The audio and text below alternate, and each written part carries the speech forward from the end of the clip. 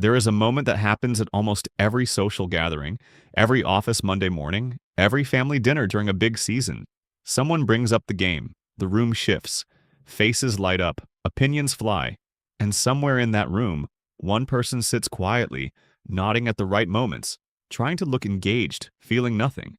Not contempt, not superiority, just a polite, honest blankness. They do not understand why any of this matters, and more uncomfortably, they are not sure they are supposed to say that out loud.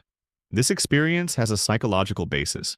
Researchers who study fan behavior and social identity describe sports engagement as a deeply conditioned response, meaning the passion most people feel for teams and outcomes is not something they were simply born with. It developed through repetition, social reinforcement, and identity attachment. When that developmental process doesn't happen, when the exposure was absent or the social reward was never there, the brain simply does not build the same emotional architecture around athletic competition. The indifference is not a gap in personality. It is a gap in conditioning. But why do some people move through childhood and into adulthood without ever developing that connection? Why does something that feels almost universal to so many feel completely optional to others? For some, it begins with what their early environment celebrated. Children absorb what the adults around them treat as important. If sports were present but peripheral, occasionally on in the background, never discussed with any real investment, the brain filed them accordingly. Not meaningless, just not significant. The emotional circuitry that might have organized around team loyalty simply organized around something else instead. Books, music, science, whatever the household treated as worth caring about. For others, it comes from a negative early experience with competition itself. A coach who made sport feel like judgment. A team environment that felt socially hostile. A body that did not move the way athletic culture seemed to require. For these people, sports did not just fail to excite them, they became associated with a specific kind of exclusion or inadequacy. The withdrawal from engagement was protective, and protection, once installed, tends to stay. And there are those for whom the disinterest is simply neurological in nature. Research into personality structure consistently shows that people who score lower in sensation-seeking and higher in abstract thinking tend to find the drama of athletic competition less inherently stimulating. The unpredictability that makes a game thrilling to one person registers as noise to another.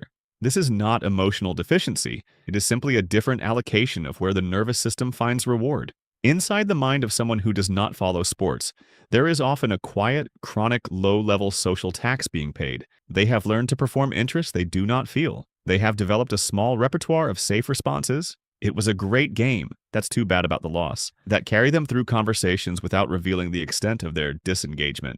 What they rarely say is the honest version. I tried. I genuinely sat with it. And there was nothing there. Not boredom exactly. Just a kind of silence where the feeling was supposed to be. What they also rarely say is that the performance is exhausting in a specific way. It is not the exhaustion of doing something difficult. It is the exhaustion of pretending that something exists inside you that does not, of watching other people feel something you cannot access, and quietly wondering if that absence means something about you. It usually doesn't, but the wondering is real.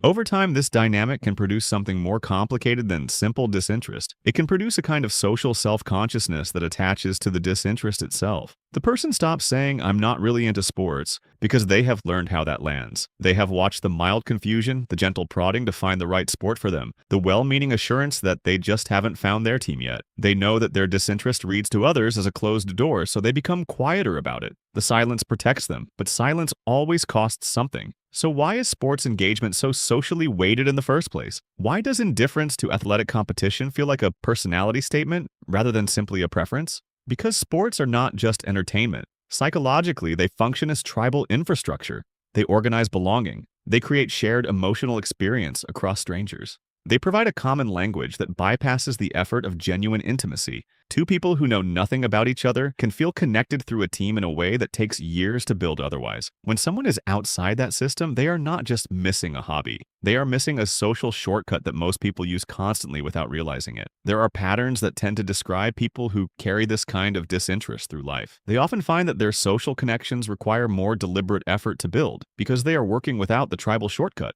They tend to feel most at ease in conversations that go somewhere, rather than ones that cycle through scores and standings. They often have deep investment in something, a craft, an intellectual interest, a creative pursuit, that provides what sports provide to others: stakes, community, and the feeling that something matters, and they often carry a small, ambient guilt about their disinterest that has no rational basis but persists anyway, because the culture is loud about what you are supposed to care about and quiet about the fact that caring is not a choice. Here is the thing that is worth sitting with. Caring about sports is not a virtue. Not caring about sports is not a flaw. Both are the output of what the brain was given, what it learned to reward, and what kind of stimulation it finds meaningful. The person in that room who feels nothing when the game comes on is not missing something essential about being human. They are simply organized differently. Their passion lives somewhere else. It is no less real, no less deep, and no less worthy of the room it takes up. They just never learn to want the thing that the room assumes everyone wants.